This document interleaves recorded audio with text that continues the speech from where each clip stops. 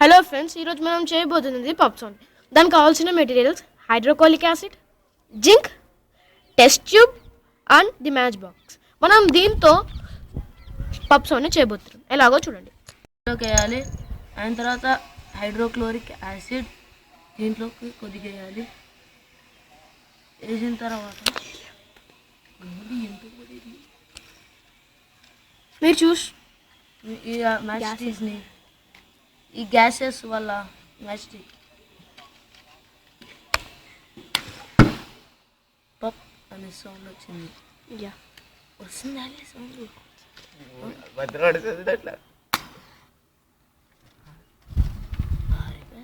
Already ఒకసారి వచ్చింది, cut చేయలే.